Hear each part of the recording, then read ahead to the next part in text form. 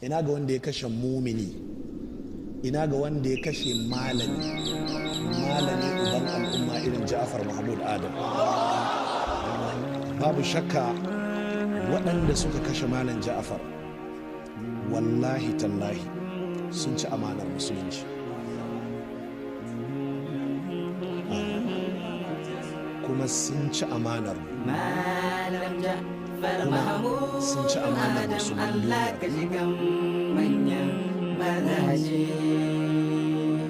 Malam Ja'far Mahmud Adam, Allah ka shiga manyan mazaje.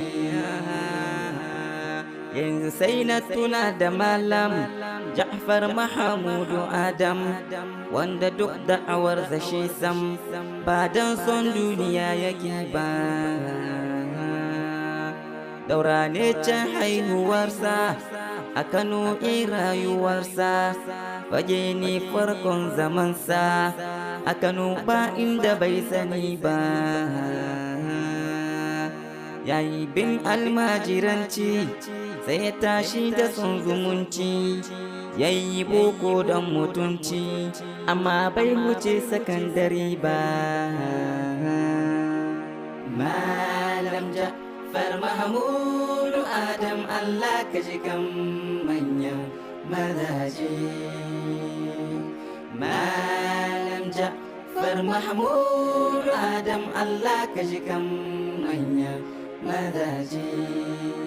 Daga nan ya huce Madina, digirgir can ne ya zana, sai ya je Sudan ya jona, yayi mastas ba da jinkiri ba. Kana sai ya nufaci azama, da digirgir can ne ya soma, Sakkwato ya huce da himma, amma bai samu kammala ba.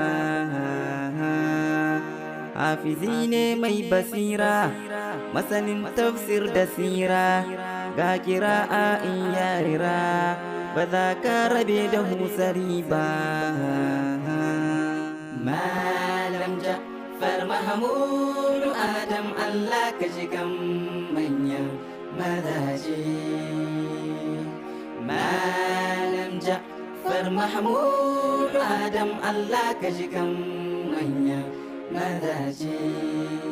Shehu mai magana da izza, gashi mai kyawun lafuzza, gashi sauti ne